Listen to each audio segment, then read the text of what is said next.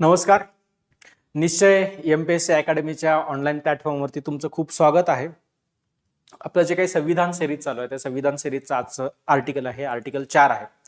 एका अर्थाने किचकट आहे, एका अर्थाने कंटाळवाणा आहे, पण ह्या आर्टिकलला आपण खूप छान असं इंटरेस्टिंग बनवणार आहोत आणि आंबेडकरांचा एक किस्सा पण आहे या आर्टिकलच्या संदर्भामध्ये, तो पण बघणार आहोत. तर चला बघा, आर्टिकल 4 मध्ये काय म्हणलेलं आहे.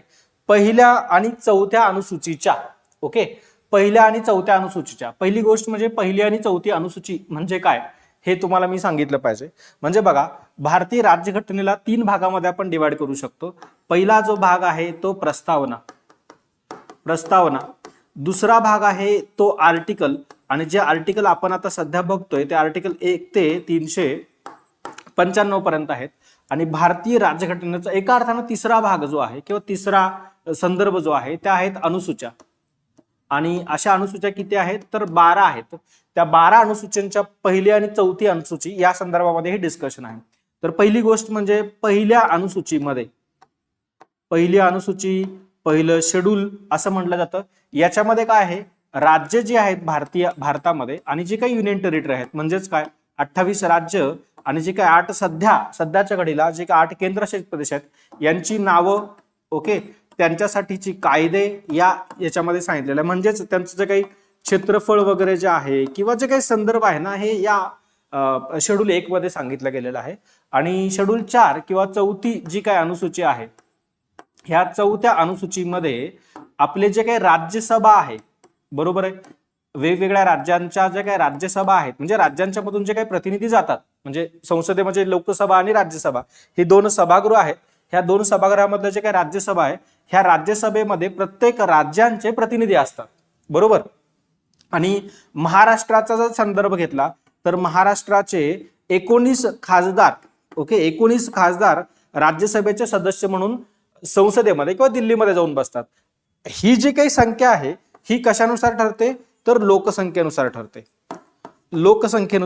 लोकसंख्या त्या राज्याची किती आहे त्याच्यानुसार ही संख्या ठरते. म्हणजे युपी मध्ये जे काही राज्यसभेचे खासदार असतील युपीचे, उत्तर प्रदेशचे, ते सगळ्यात जास्त असतील, बरोबर. मग ज्या राज्यांची लोकसंख्या जास्त त्या राज्याचे राज्यसभेचे सदस्य पण जास्त असतील, किंवा त्या पद्धतीने कमी असतील तर कमी राज्यसभा सदस्य असतील, असा हा संदर्भ आहे. म्हणजे पहिल्या अनुसूचीमध्ये राज्य, त्या संदर्भात कायदे आणि त्यांचं क्षेत्रफळ वगैरेचा संदर्भ आहे ऍक्च्युली. आणि चौथ्या अनुसूचीमध्ये त्या राज्यांचे जे काही प्रतिनिधी राज्यसभामध्ये जातील त्या राज्यसभेच्या सदस्यांची संख्या आहे. ही पहिली गोष्ट. या सुधारणेसाठी पूरक, अनुषंगिक आणि परिणाम स्वरूप बाबींकरता तरतूद करण्यासाठी अनुच्छेद 2 आणि अनुच्छेद 3 साठी करण्यात आलेले कायदे. म्हणजेच अनुच्छेद 2 म्हणजे काय, आर्टिकल 2, आणि अनुच्छेद 3 म्हणजे आर्टिकल 3. हे काय आहे बघू डिटेलमध्ये. बघा, तेच आहे परत एकदा टायटल, की पहिल्या आणि चौथ्या अनुसूचीसाठी जे काही सुधारणेसाठी आणि पूरक जे काही अनुषंगिक किंवा परिणाम स्वरूप म्हणजेच काय सप्लिमेंटल, इन्सिडेंटल किंवा कॉन्सिक्वेशनल जे काही बदल आहेत ते बदल आर्टिकल 2 आणि 3 साठी करायचे आहेत, किंवा 2 आणि 3 साठी तुम्ही जे काही केलेलं आहे ते त्या पद्धतीने करा असं सांगितलं गेलेलं आहे. खूप इंटरेस्टिंग, याला मी ब्युटी ऑफ कॉन्स्टिट्यूशन असं म्हणतो, की जिथं जिथं जर समजा भारतीय राज्यघटनेमध्ये शाल असा शब्द आहे, जिथं जिथं शाल असा शब्द आहे त्याचा अर्थ असा होतो, किंवा इथं बघा त्या शालच्या ऐवजी, म्हणजे इंग्लिश मधला शाल आहे त्याच्या ऐवजी असतील हा शब्द आहे. असतील, आहेत, हे जे काही वर्ड आहेत ना, याचा अर्थ असा होतो की हे असंच असेल. कुणीच बदलायचं नाही. असतील म्हणजे असतीलच. शाल म्हणजे ते मस्ट आहे. आणि जिथं जिथं मे आहे, जिथं जिथं मे आहे ते तसं करू शकता, नाही करू शकता. म्हणजे बघा, इथं असू शकतील, इथं ऍक्च्युली मूळ राज्यघटनेमध्ये इंग्लिश मे आहे, आणि इथं जे काय आहे ना ते शाल आहे. ह्या दोघाचा अर्थ काय असतो. इथं असू शकतील असा वर्ड असं मी म्हणेल ते. आता इथं बघा काय म्हणलेलं आहे, अनुच्छेद 2 किंवा 3 मध्ये. म्हणजेच काय, आर्टिकल 2 आणि 3 मध्ये किंवा 3 मध्ये, इथं बघा अनुच्छेद 2 असं लिहिलेलं असतं, अनुच्छेद 3 असं लिहिलेलं असतं. मध्ये निर्दिष्टित केलेल्या कोणत्याही कायद्याचा त्या कायद्याच्या तरतुदी लागू करण्यासाठी आवश्यक अशा म्हणजे गरज पडली तर पहिली अनुसूची आणि चौथी अनुसूची यात सुधारणा करण्याविषयीच्या तरतुदी अंतर्भूत असतील. म्हणजे शाल म्हणलेला आहे म्हणजे ते तसंच असेल असा त्याचा अर्थ होतो. म्हणजे बघा, आर्टिकल 2 मध्ये बदल करताय म्हणजे काय करताय तुम्ही, कोणता तरी भाग भारतामध्ये ऍड करून घेताय, याला आपण एक्सटर्नल ऍडजस्टमेंट म्हणलं, बरोबर. आणि आर्टिकल 3 मध्ये तुम्ही काहीतरी बदल करताय, म्हणजेच काय, तुम्ही भारताच्या अंतर्गत बदल करताय, भारताचा आतला नकाशा बदलताय, म्हणजेच त्याला आपण इंटरनल ऍडजस्टमेंट असं म्हणलं होतं. बरोबर आहे, लक्षात आलं असेल सगळ्यांना. याला आपण म्हणलं एक्सटर्नल ऍडजस्टमेंट आणि याला म्हणलं आपण की इंटरनल ऍडजस्टमेंट. हे आहे इंटरनल ऍडजस्टमेंट आणि आर्टिकल 2 आहे एक्सटर्नल ऍडजस्टमेंट. याच्यामुळे जर तुम्ही काही बदल केलं, ओके, म्हणजेच याच्यामुळे जर तुम्ही बदल केलं तर भारताच्या आतलं जे काही नकाशा आहे ते बदलणार आहे ना, म्हणजे कोणत्या तरी राज्याची सीमा बदलणार आहे, कोणत्या तरी राज्याचं क्षेत्रफळ बदलणार आहे, कोणत्या तरी राज्याचं क्षेत्रफळ कमी होणार आहे. बरोबर, तुम्ही सीमामध्ये फेरफार करा, 2 राज्य एकत्र आणा, तिसरंच नवीन राज्य बनवा, युनियन टेरिटरीला राज्य म्हणून घोषित करा, वगैरे वगैरे जे काही सगळं आहे, हे जे काही याच्यामुळं अनुच्छेद किंवा अनुच्छेद म्हणण्यापेक्षा अनुसूची जी काय आहे, अनुसूची जी एक आहे, म्हणजेच काय, शेड्यूल 1 आहे. ओके, या शेड्यूल मध्ये बदल करावा लागेल. का? कारण शेड्यूल 1 मध्ये, अनुसूची 1 मध्ये राज्यांची लिस्ट आहे. आता समजा 29व राज्य बनलं तर 29व राज्य लिहावं लागेल तिथं, म्हणजेच अनुसूची 1 मध्ये बदल झाला. आणि शेड्यूल 4 मध्ये पण बदल करावा लागेल. का? बघा, कारण 4 मध्ये राज्यसभेच्या सदस्यांची संख्या आहे आणि जर राज्याची सीमा बदलली किंवा राज्याचं क्षेत्रफळ बदललं तर मे बी, ओके, की त्या राज्याची लोकसंख्या पण बदलेल आणि जर लोकसंख्या बदलली तर राज्याचं जे काही राज्यसभेच्या सदस्यांची संख्या आहे राज्यसभेमध्ये जाण्यासाठी ती संख्या पण बदलेल. लक्षात येत आहे का? बघा, म्हणून इथं असं म्हणलेलं आहे की आर्टिकल 2 मध्ये आणि 3 मध्ये जर काही बदल केला तुम्ही, 3 मुळे म्हणजे आर्टिकल 2 आणि 3च्या संदर्भामध्ये काही बदल केला तुम्ही आणि तुम्ही जर काही भारताचा अंतर्गत नकाशा बदलला, ओके, तर तुम्हाला शेड्यूल 1 मध्ये आणि शेड्यूल मध्ये बदल करायचं आहे. तिथं असतील असं लिहिलेलं आहे, करण्याविषयाच्या सुधारणा अंतर्भूत असतील. ओके, यालाच म्हटलं जातं ब्युटी ऑफ कॉन्स्टिट्यूशन. ओके, खूप मोजून मापून शब्द इथं वापरलेले आहेत. ओके, असं का? कारण समजा उद्या संसदेमध्ये काही बदल झाला, राज्याची सीमा बदलली आणि राज्यसभेची संख्याच बदलली नाही, बरोबर, किंवा अनुसूची 1 मध्ये त्या राज्याचं नावच नाही लिहिलं किंवा लिहिलं गेलं काही वेगळं लिहिलं, समजा असं होऊ नये म्हणून ते असं सांगितलं गेलेलं आहे. लक्षात आलं का? तर म्हणजे अनुच्छेद 2, परत एकदा मी कन्क्लूड करतो याला, की आर्टिकल 2 आणि आर्टिकल 3 यासाठी तुम्ही कायदा केला आणि या कायद्यांमुळे तुमच्या राज्याची सीमा वगैरे बदलली किंवा भारताचा अंतर्गत जे काही नकाशा आहे ते बदललं आणि त्याच्यामुळं जर बदलला असेल तर तुम्हाला अनुसूची 1 म्हणजे शेड्यूल 1 आणि शेड्यूल 4 याच्यामध्ये पण बदल करायचा आहे आणि ते बदल करायचंच आहे. तिथं शाल म्हणलेलं आहे, तिथं असतील म्हणलेलं आहे. लक्षात आलं असेल तुम्हाला आर्टिकल 4चा पहिला पार्ट. आता दुसरा पार्ट बघा काय म्हणलेला आहे, आणि संसदेला आवश्यक वाटतील अशा, आणि संसदेला आवश्यक वाटतील अशा म्हणलेलं आहे. आवश्यक वाटतील अशा का? आणि इथं बघा पूरक म्हणजेच काय, सप्लिमेंटरी. ओके, अनुषंगिक म्हणजेच काय, इन्सिडेंटल म्हणजे गरज पडली तर, आणि परिणाम स्वरूप म्हणजेच काय, कॉन्सिक्वेशनल. ओके, तरतुदी. अशा कायद्याचा परिणाम होणाऱ्या संसदेतील व राज्याच्या किंवा राज्याच्या विधिमंडळातील किंवा विधानमंडळातील प्रतिनिधींच्या तरतुदींसह अंतर्भूत असू शकतील असं म्हणलंय. म्हणजे बघा हा दुसरा पार्ट इथं काय बघा, ब्युटी ऑफ कॉन्स्टिट्यूशन आहे. ओके, खूप मोजून मापून शब्द वापरलेले आहेत.